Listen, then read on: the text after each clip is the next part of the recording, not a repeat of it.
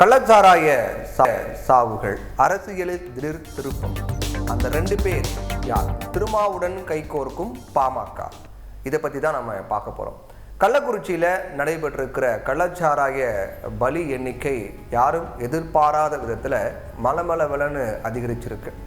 இந்த விவகாரம் பூதாகரமாக கிளம்பியிருப்பதால் தமிழக அரசுக்கும் கடும் நெருக்கடி ஏற்பட்டிருக்குது அப்படின்னே சொல்லலாம்.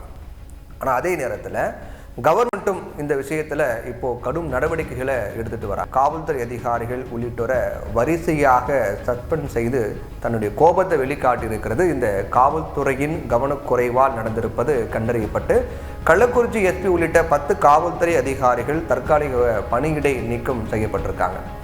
இதில் தொடர்புடைய எல்லாரும் கைது செய்யப்பட்டு தண்டனை கிடைக்க வழிவகை செய்யப்படும், யாருக்கும் அரசு பரிவு காட்டாது அப்படின்னு அரசு அறிக்கை வெளியிட்டிருக்காங்க. எதிர்க்கட்சிகளும் கள்ளச்சாராய சாவுகள் குறித்து போர்க்கோளம் போட்டிருக்காங்க. எதிர்க்கட்சி தலைவர் எடப்பாடி பழனிசாமி பாதிக்கப்பட்ட பகுதிக்கு நேரில் போயிட்டு ஆறுதல் சொல்லியிருப்பதோட திமுக அரசின் ஒட்டுமொத்த நிர்வாக தோல்வியாலும் மெத்தன போக்காலும் பரிதாபமாக உயிரிழந்தோருடைய குடும்பத்தாரை நேரில் சந்திப்பதே பிரதானமானது அமைகிறது அப்படின்னு தெரிவிச்சிருக்காரு. பாமக நிறுவனர் ராமதாஸ், டாஸ்மாக் மதுவுக்கு இணையாக கள்ளச்சாராயமும் விற்பனை செய்யப்படுது, எதுவுமே கட்டுப்படுத்த முடியாத செயலற்ற நிலையில தான் காவல்துறையும் அரசும் முடங்கி கிடக்குது அப்படின்னு தன்னுடைய கண்டனத்தை தெரிவிச்சிருக்காரு. தமிழக வெற்றி கழக தலைவர் விஜய், அரசு நிர்வாகத்தின் அலட்சியமே இந்த சம்பவத்துக்கு காரணம் அப்படின்னு குற்றம் சாட்டியிருக்காரு. அவர் தன்னுடைய எக்ஸ் பக்கத்தில் கடந்த ஆண்டு இதே நிகழ்வு காரணமாக பல உயிர்கள் இழந்த துயரத்திலிருந்து இன்னும் முழுமையாக மீளாத நிலையில் திரும்பவும் இப்படி ஒரு சம்பவம் நிகழ்ந்திருப்பது அரசு நிர்வாகத்தின் அலட்சியத்தை காட்டுகிறது அப்படின்னு விஜய் பதிவிட்டிருக்கார்.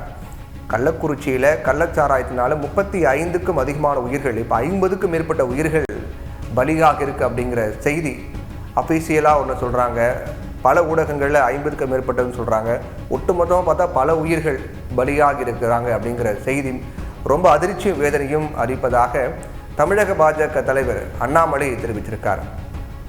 அவர் வெளியிட்ட அந்த அறிக்கையில் என்ன சொல்லியிருக்காருன்னா, தமிழகம் முழுவதும் கள்ளச்சாராய விற்பனையை தடுக்காம பல உயிர்கள் பலியாகும் வண்ணம் தொடர்ந்து மெத்தன போக்கில் செயல்பட்டு வரக்கூடிய திமுக அரசை கண்டித்து வர 22ஆம் தேதி அன்னைக்கு பாஜக சார்பாக மாநிலம் தழுவிய ஆர்ப்பாட்டம் நடத்தப்படும் அப்படின்னு சொல்லியிருக்காரு அண்ணாமலை.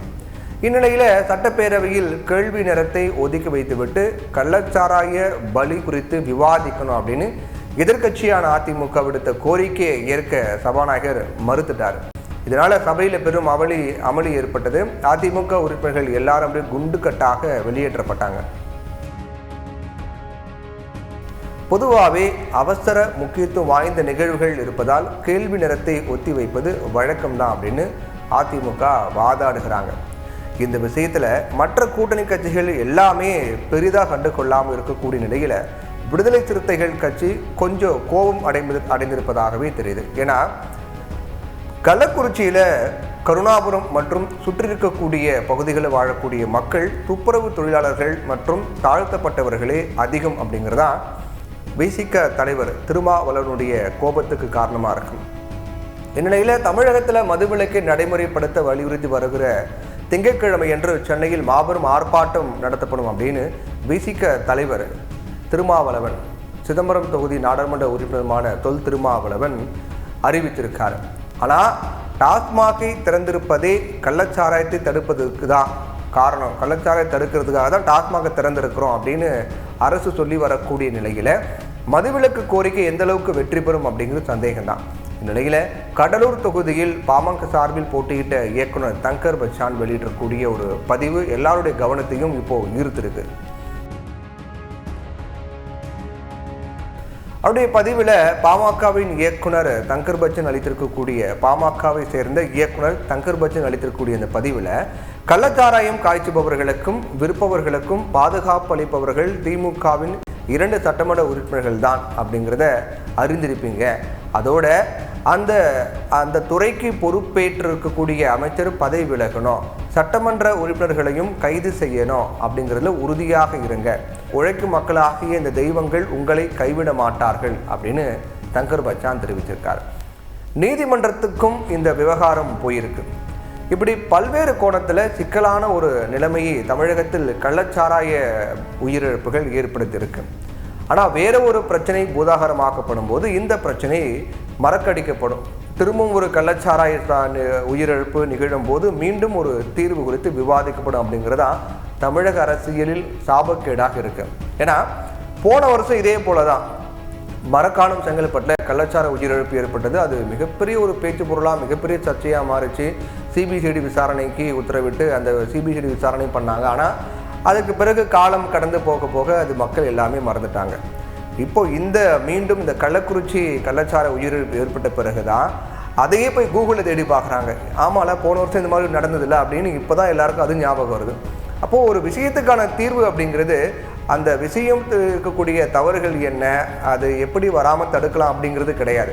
மக்கள் மறக்கிற வரைக்கும் தான் அது ஒரு விசாரணை நடந்துகிட்டு இருக்கும். மக்கள் மறந்துட்டாங்கன்னா விசாரணையும் அப்படியே முடக்கப்படுங்கிறது தான் போன வருஷம் நடந்த கள்ளச்சார உயிரிழப்பு அப்படிங்கிறது அதுக்கு எடுத்துக்காட்டான ஒரு சம்பவமாக இப்போ அமைந்திருக்கு.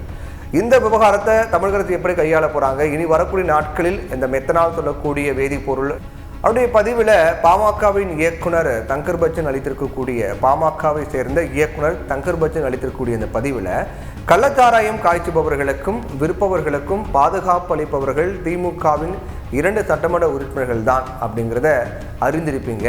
அதோட அந்த துறைக்கு பொறுப்பேற்றிருக்கக்கூடிய அமைச்சர் பதவி விலகணும், சட்டமன்ற உறுப்பினர்களையும் கைது செய்யணும் அப்படிங்கிறதுல உறுதியாக இருங்க. உழைக்கும் மக்களாகிய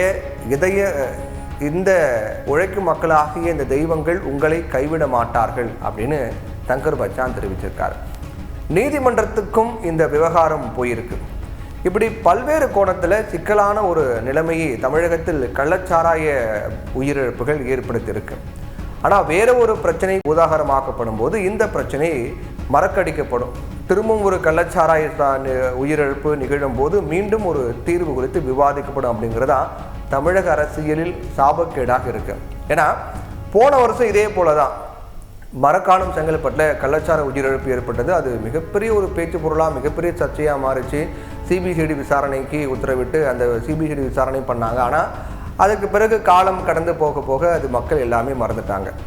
இப்போ மீண்டும் இந்த கள்ளக்குறிச்சி கள்ளச்சார உயிரிழப்பு ஏற்பட்ட பிறகு தான் அதையே போய் கூகுளில் தேடி பார்க்குறாங்க. ஆமால போன வருஷம் இந்த மாதிரி நடந்ததில்லை அப்படின்னு இப்போ தான் எல்லாருக்கும் அது ஞாபகம் வருது. அப்போது ஒரு விஷயத்துக்கான தீர்வு அப்படிங்கிறது அந்த விஷயம் இருக்கக்கூடிய தவறுகள் என்ன, அது எப்படி வராமல் தடுக்கலாம் அப்படிங்கிறது கிடையாது. மக்கள் மறக்கிற வரைக்கும் தான் அது ஒரு விசாரணை நடந்துகிட்டு இருக்கும். மக்கள் மறந்துட்டாங்கன்னா விசாரணையும் அப்படியே முடக்கப்படுங்கிறது தான் போன வருஷம் நடந்த கள்ளச்சார உயிரிழப்பு அப்படிங்கிறது அதுக்கு எடுத்துக்காட்டான ஒரு சம்பவமாக இப்போ அமைந்திருக்கு. இந்த விவகாரத்தை தமிழக அரசு எப்படி கையாள போகிறாங்க, இனி வரக்கூடிய நாட்களில் இந்த மெத்தனால் சொல்லக்கூடிய வேதிப்பொருள் அல்லது கள்ளச்சாராயத்தை ஒழிக்க என்ன நடவடிக்கை எடுக்க போகிறாங்க அப்படிங்கிறத நம்ம பொறுத்திருந்து பார்க்கலாம்.